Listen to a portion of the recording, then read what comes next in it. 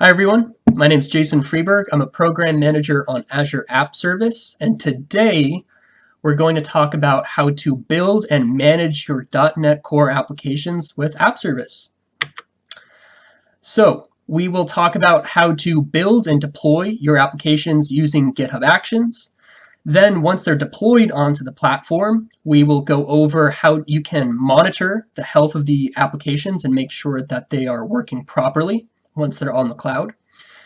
And then finally, we're going to cover the new integration that we have with Azure Event Grid. Now, if you're not familiar, Event Grid is a messaging service that's built on top of Azure and has heavily integrated into the Azure services. And we'll talk about it more once we get there. But first things first, GitHub Actions. Now, GitHub Actions is a workflow framework, an automation framework that's built on top of GitHub and has CI/CD built in. So that means you can execute jobs when there's a new commit or a new pull request created on your repository.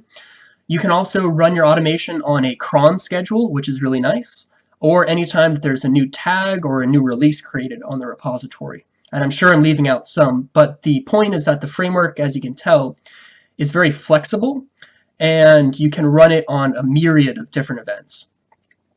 Now, you can create your own tasks, of course, if you have some automation that you want to pull over from another framework, or you can import tasks that the community or different companies have created, so that way you don't have to roll your own for common tasks that other developers are doing.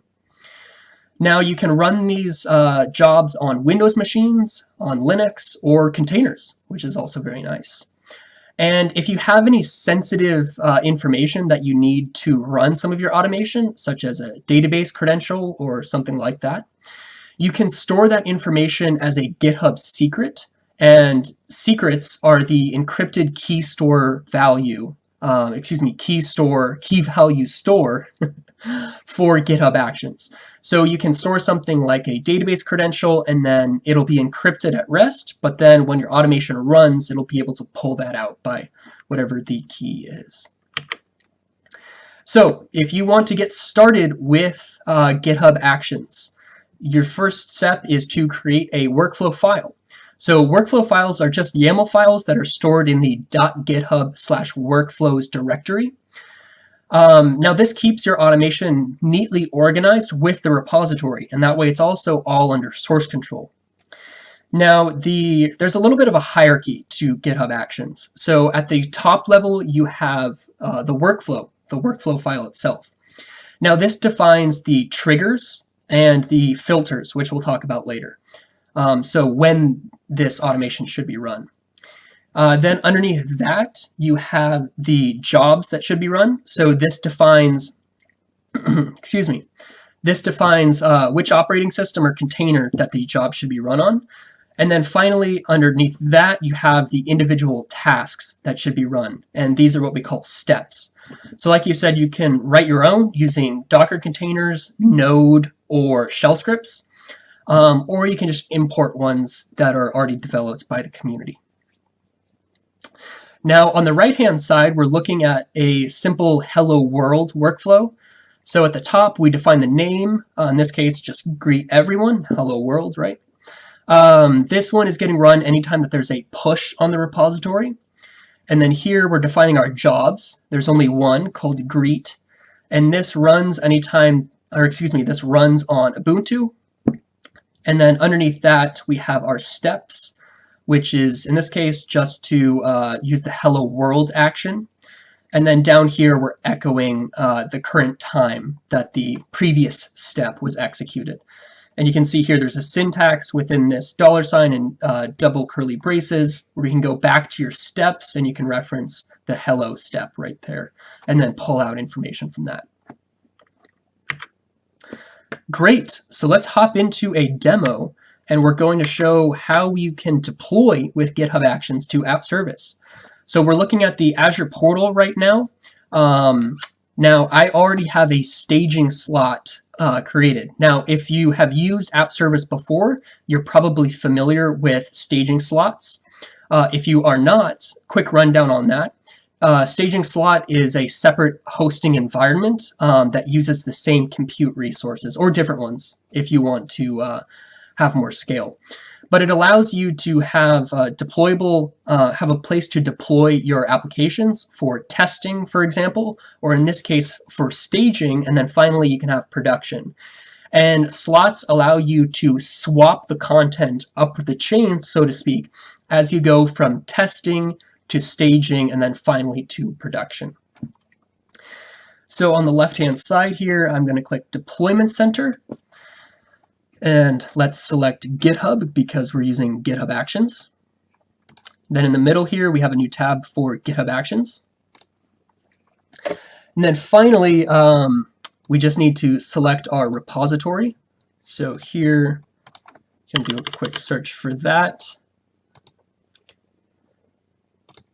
And then I'm going to deploy from the master branch, but you can select any branch there. So before we finalize this, it gives us a preview of the workflow file. So the schema is the same as the one we saw just a minute ago. This time, though, this workflow will only be run when there is a push on the master branch. So earlier I mentioned filters. So that's an example of a filter where we can specify which branches we want to execute on.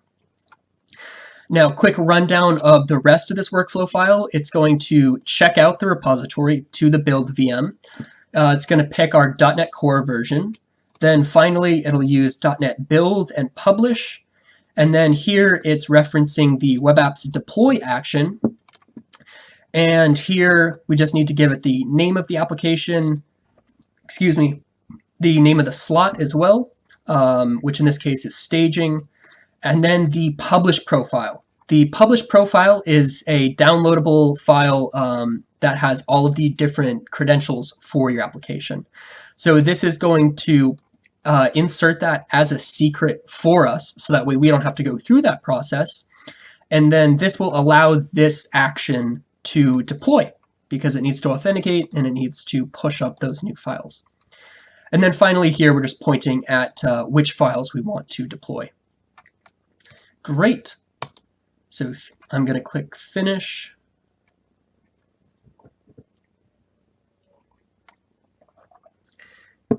Great. Now the next screen is loading up now.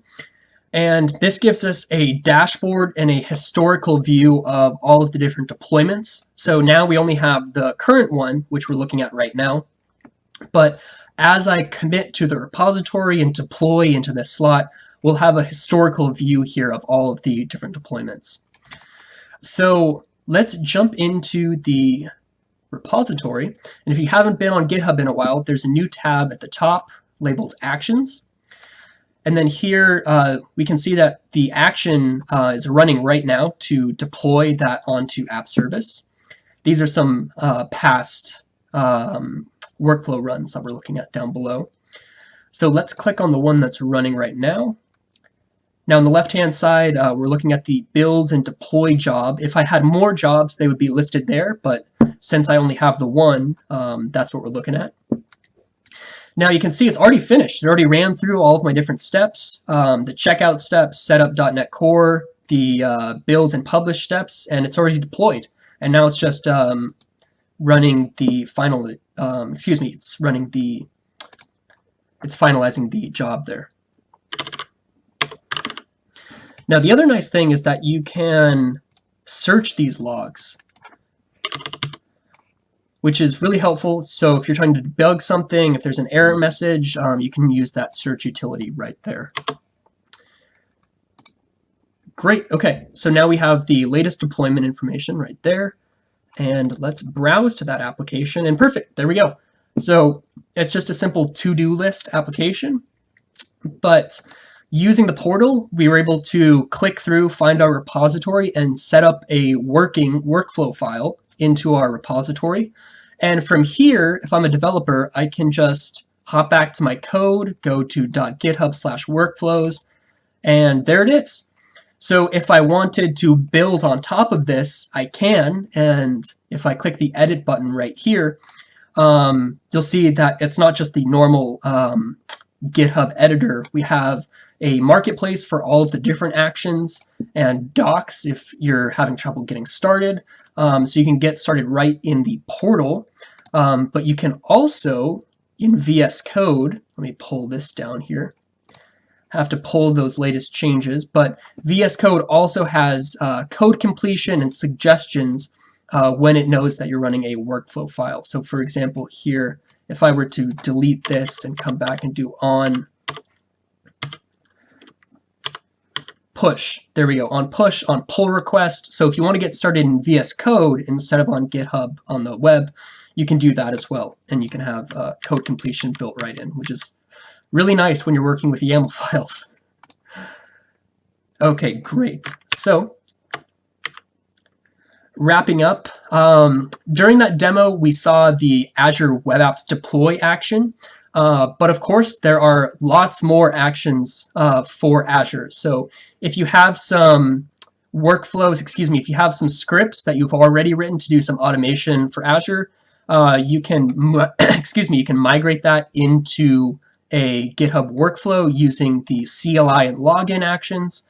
Also, if you're using functions or kube, there are actions for those as well, and plenty more. So at the end of this presentation, there will be a quick link that will link back to everything we discussed in this. So at the end of the video, there will be a quick link for all this information. So now let's move into our next topic. Our next topic is a new feature that we have on App Service called App Service Health Checks. And this feature allows you to automatically recycle any of your application instances that have become unhealthy. So before we jump into the details in the demo, let's talk about the problem that this feature is addressing. So here's the setup. We have multiple users here, all of our users for the web app. In the middle, we have that web app, and in this case, we're scaled out to 4 instances, and they're all contained within the app service plan here. And then on the right-hand side, we have ARM, or more generally, we have the Azure portal, the Azure CLI, all of the management interfaces for your Azure resources. So when you're scaled out to multiple instances, in this case, your users could be hitting any number of these. And if one of them goes down for whatever reason, maybe it consumed too much CPU, there is a glitch with the garbage collector, whatever the reason may be, that means that your users are experiencing outages. So it would be tedious to have to go in through the portal and restart this instance. So what App Service now allows you to do is specify a path on your application, and App Service as a platform will ping each of your instances on that path. And if any instance returns an error 5 times, then we will remove that instance from the front-end load balancer. Now, this means that your availability will recover because that bad instance is no longer returning 500s to your users. Now, when we take that instance out of the load balancer rotation, we actually continue to ping it on the back end. And if it later becomes healthy again, then we simply put it back into the load balancer. Now, if it stays unhealthy for up to an hour, then we will redeploy that application onto a new instance, onto a new virtual machine, and that will effectively restart the app in an attempt to get it working again. Now, what's nice is that you can get visibility into this whole process with Azure Monitor because the whole thing is exposed as a metric, just like CPU, memory, or your hit counts on your web apps. Now, before we jump into the demo, I want to cover one quick best practice. Now, with this feature, you could simply set the path to the root of your web app or the home page. But what you really should do is have a first-class API for this on your application. So in this case, the user set up their path to /API/health. So when that request comes into the web app, that controller for API/health will check to see that all of the core resources for the web app, all of the critical services, in this case, a database, a messaging system, and a cache, that controller for /health we'll make sure that all of these resources are up and running and that the instance can make a successful connection to them. And then, of course, assuming that all of those connections are successful, then return a 200 status code back to app service. And if one of the resources is down, for example, if the instance can't make a connection to the database, and that's a critical component for the application, then the app should return a 500 status code. And that way the platform knows that the instance is unhealthy in that case. So now let's jump into a demo. Here we're looking at my web app, and I have the health check path already configured. So what we're going to do is jump down to metrics right here, and we'll click add new metric. And there's a new metric here for health check status. And you can see up here it was 0 for a while until recently when I configured the health check path for this web app. Now, if you want to, you can also apply splitting, and you can see the instance counts here. So here we can look at, I have my 2 instances, one blue, one orange, and since they're both healthy, they're both returning 100s. Now what I'll do is come over here to create new alert rule. And now using this in Azure Monitor, I can edit this rule here, and it's already selected the health check status. And what I'm going to do is say whenever this health check status is less than or equal to, in my case I'm being very liberal, but 75%, and I'll hit done, and then I can select my action group, and I already have one set up, and this will send me an email whenever this is triggered, and give this a quick name here, email when unhealthy. And then create that alert rule. So now whenever my application's health goes under 75%, I can trigger an email to myself or my team and make sure that I'm aware that that's happening. And you can also do the same for when your application's health returns back to 100, whenever that instance is returned back to the load balancer, or if it's restarted on a new VM, like I said earlier. We already jumped into the demo. So now let's hop into our final topic. Our final topic today is the new integration with Azure Event Grid. So if you're not familiar with Event Grid,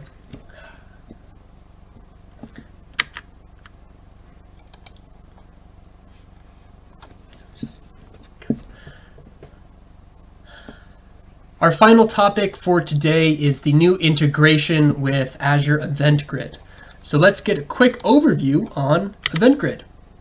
It's a high-performance pub/sub service that's heavily integrated into Azure. So what this means is you can subscribe to events that are coming from your resources, something like Blob Storage, the actual resource group itself, or event hubs, maybe Azure Media Services. You can see the list down there, and there are actually more resources integrated with Event Grid than what's just shown in that little diagram there. Now, you can also emit events from your own application code as well. So once you're emitting these events, you're going to want to handle them. So you can go in the portal and you can really easily set up handlers like a function app, a logic app. You can also send these through hybrid connections if you want to reach to something on premises and send the data there. Or you can also use a webhook. If there's some arbitrary API that you want to send these events to, then you can just use a webhook and send it wherever you need to. So a quick rundown of the events that App Service emits. We now emit events for backup, restore, and for each of those you'll get events for when it's started, completed, and failed. Next we have slot swap, and same 3 events there. The next one is if your app is updated. So in this case that means if the app is restarted, stopped, or if the app settings change. And finally, we have the app service plan events. And in this case, that's if the plan scales up, in, out, or down, whatever which way. So you'll get events for any of those there. Now, as you can see on the right-hand side, I have my own ideas about what developers are going to do with this new integration, and Event Grid can really empower some powerful event-driven architectures. So we're really excited to see what developers come up with. Now, if there's an event that you would like to see App Service emit that is not already integrated in this list here, then let us know on the Azure user voice so that way we can keep an eye on that, and we'll definitely take that into consideration. So now let's hop into a quick demo here. So here we're looking at my web app, and you'll see there's a new tab on the top here for events, and this is your dashboard for all of your subscriptions and event topics for the resource. So what I'm going to do is hop into a new event subscription. We'll call this good old demo, and then we'll come down here to an Azure function, and I've already created a function app, and I've put a function in there that has an Event Grid trigger. And in this case, all it's going to do is print that to the console. And here I'm subscribed to all of the events that this web app is going to emit. So we'll hit create on that.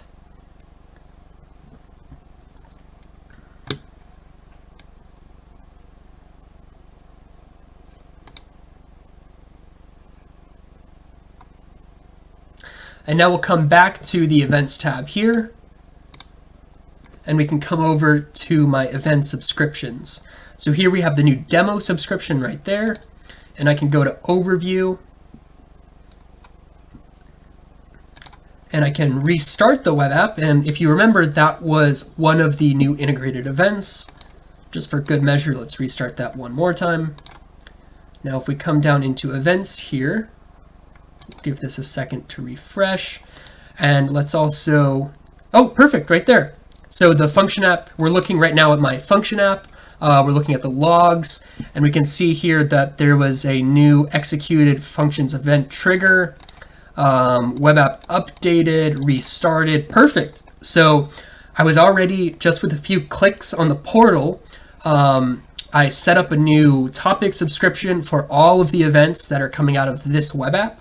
I was able to grab that with a function app, and in this case I just printed it to the console, but you can imagine there's a lot of things you could do with this event once you're consuming that with a function app. Okay, so I hope you learned a lot today. We're at the end of the presentation, the end of the demos. We talked about GitHub Actions, health checks, Event Grid. So at the top right there, you'll see that there's a link for aka.ms/appservicebuild2020. If you go to that URL, it'll take you to a blog post on the App Service blog with a lot of links and helpful resources for everything we talked about today in each of these 3 topics. So I hope you learned a lot, and thanks for watching.